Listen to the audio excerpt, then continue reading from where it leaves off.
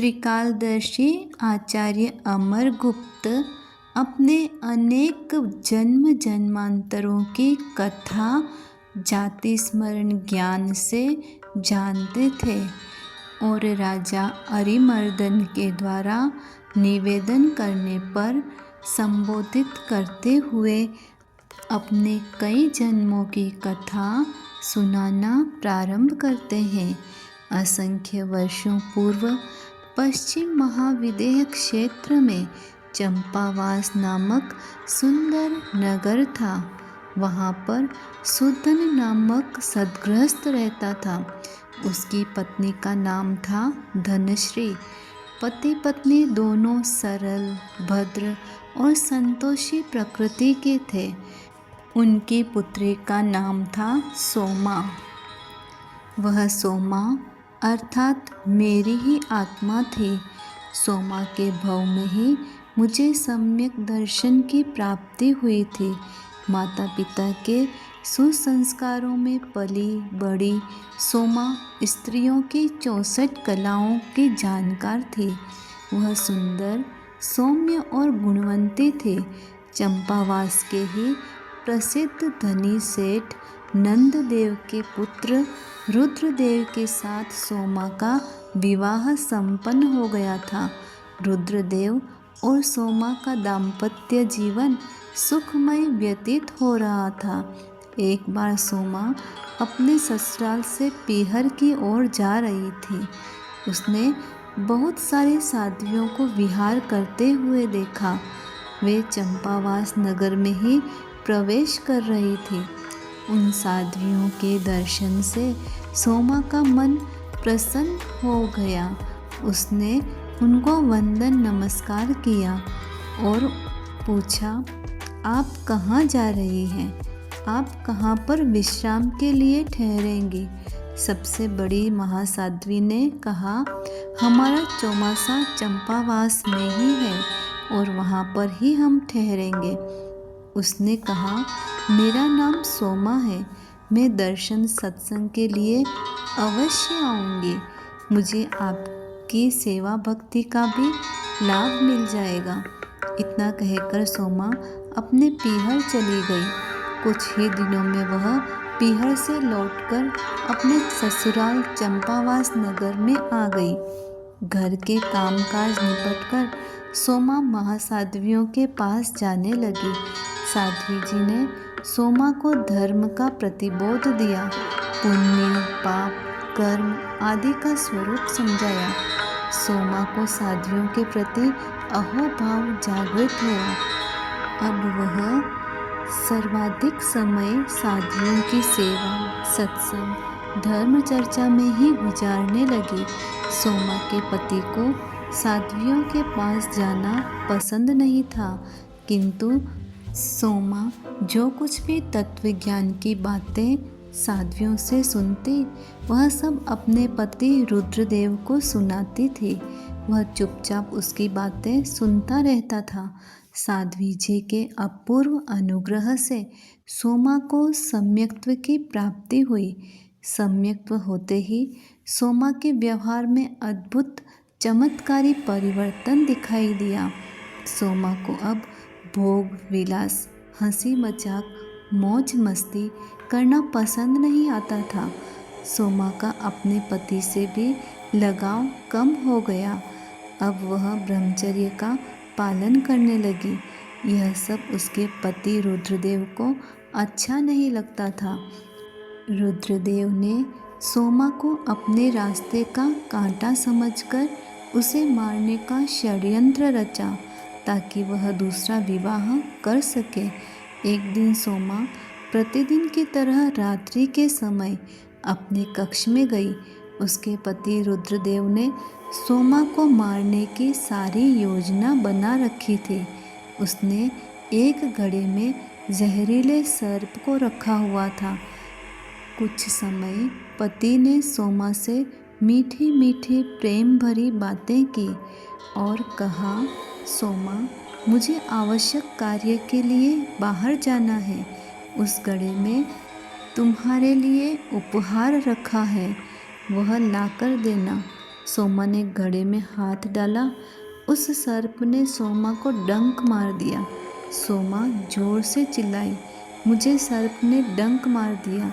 रुद्रदेव उपचार करने के बजाय सोमा के हाथ को प्यार से सहलाने लगा और आकुल व्याकुल होने का नाटक करने लगा।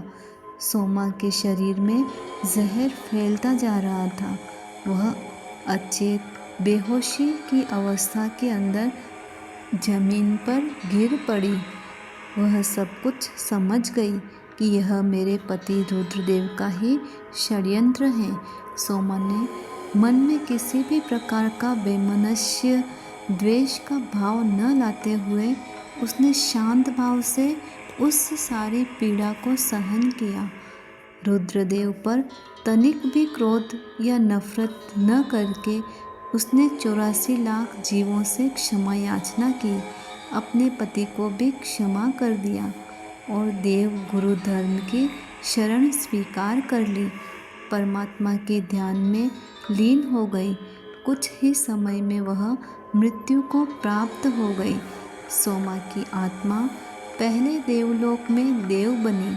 वहाँ एक पल्योपम की आयुष्य पूरी करके वह इसी पश्चिम विदेह में इसी इलाके के सुसुमार नामक विशाल वन में तिर्यंज बना, हाथी बना।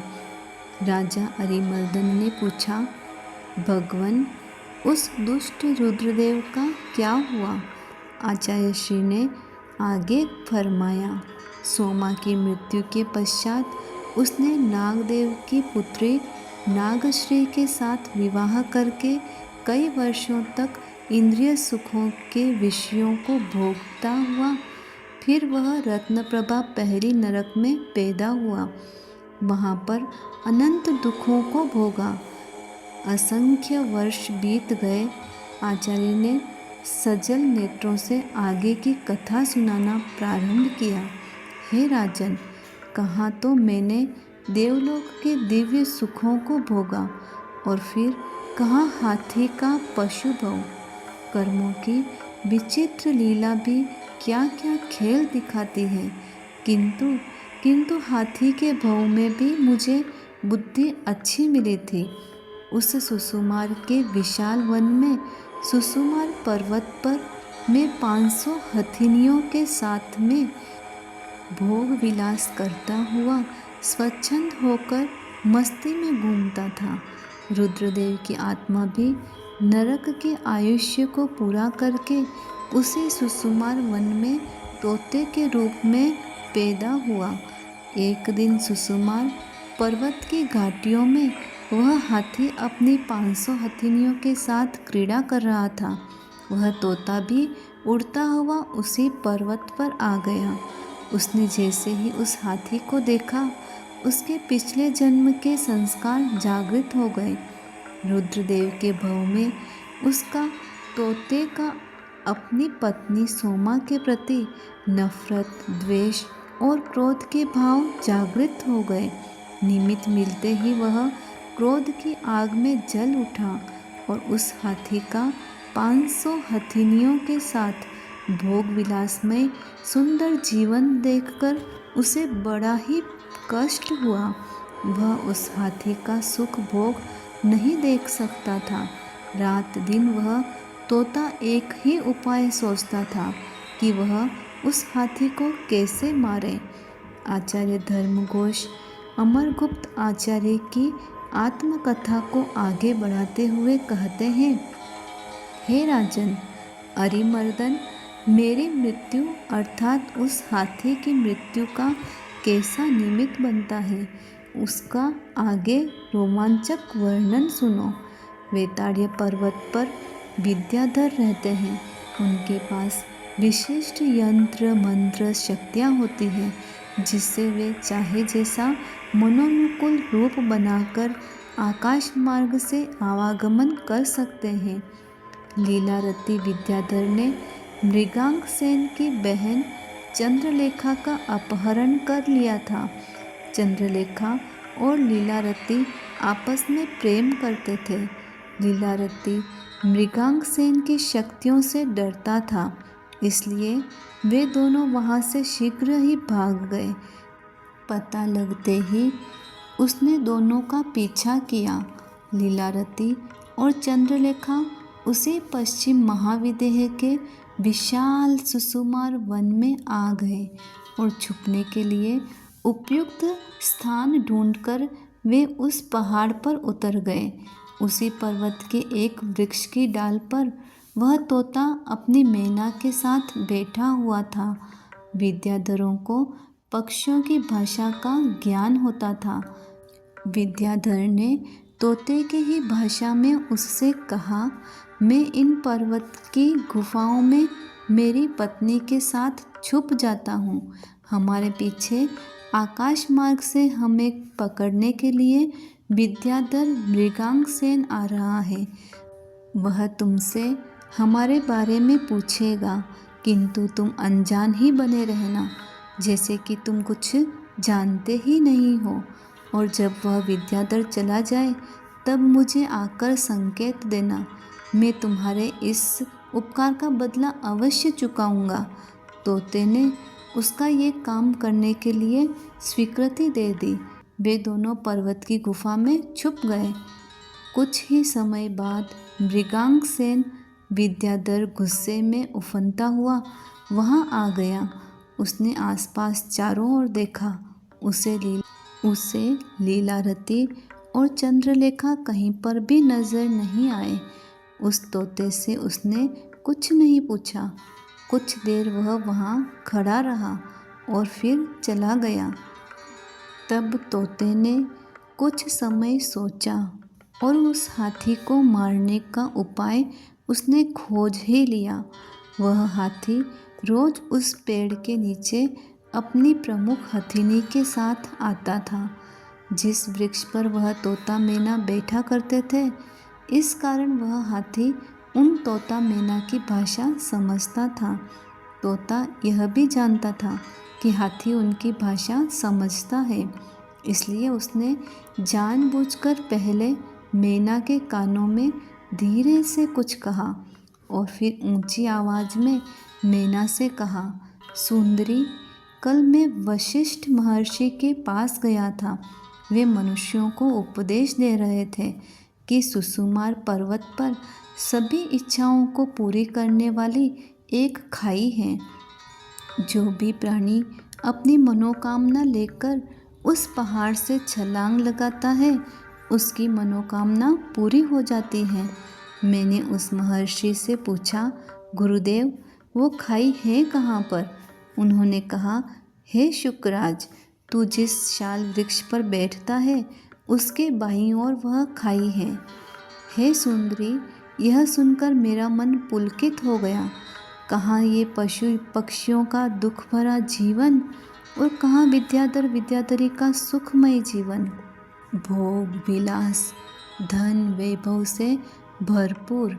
इसलिए क्यों न हम भी विद्याधर विद्याधरी की मनोकामना लेकर इस खाई में कूद जाएं। वे महर्षि परम दयालु, सत्यवादी और करुणाशील हैं। बड़े बड़े राजा महाराजा भी उनकी चरण धूलि लेने आते हैं।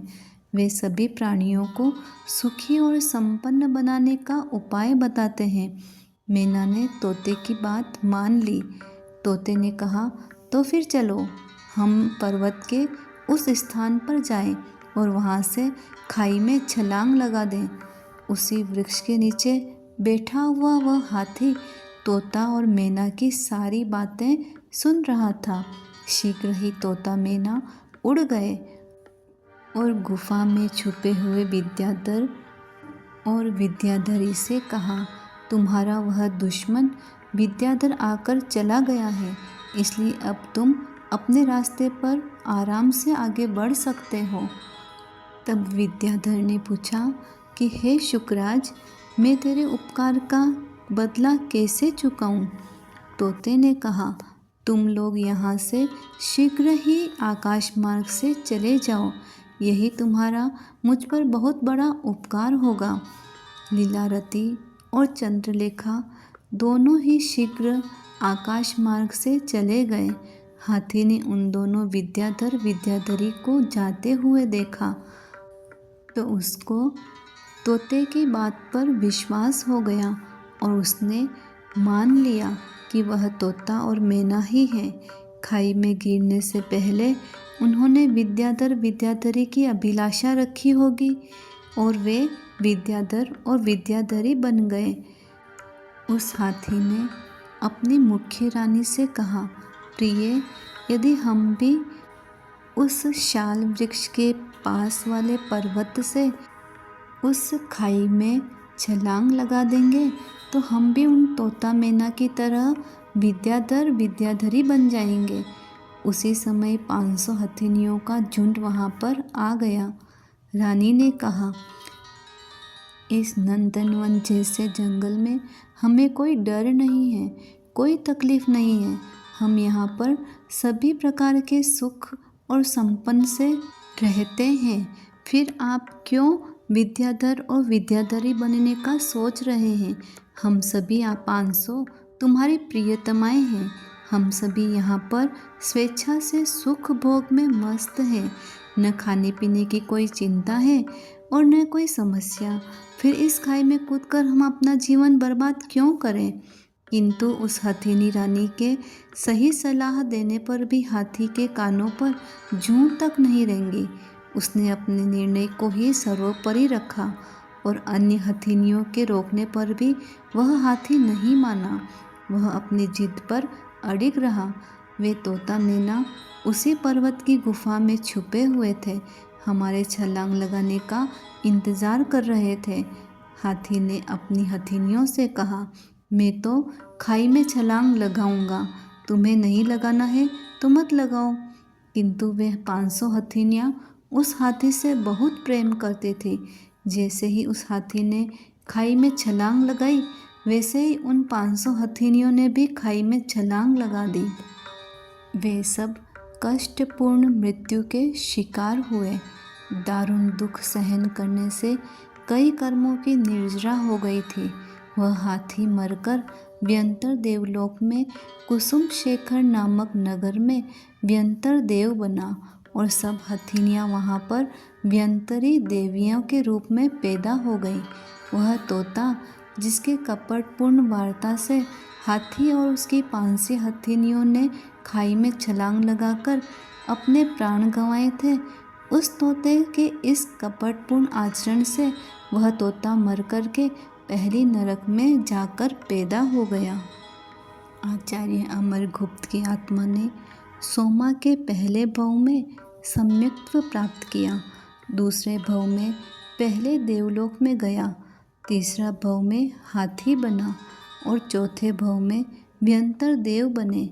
अमरगुप्त आचार्य अरिमर्दन राजा तथा धर्मघोष को अपने पिछले जन्मों के क्रमशः एक के बाद एक घटनाक्रम सुना रहे हैं। आश्चर्यकारी विचित्रताओं से भरे इस संसार में प्राणी अलग अलग रूप में पैदा होता है और संसार के इस रंगमंच पर अपना अभिनय रोल प्ले करता हुआ जन्म मरण करता हुआ अनेक दुखों को भोगता है। आगे आचार्य श्री अमरगुप्त की आत्मा कहाँ जाकर पैदा होगी और उनका उज्जवल भविष्य कैसा होगा, यह सारा अधिकार सुनिए अगले एपिसोड में।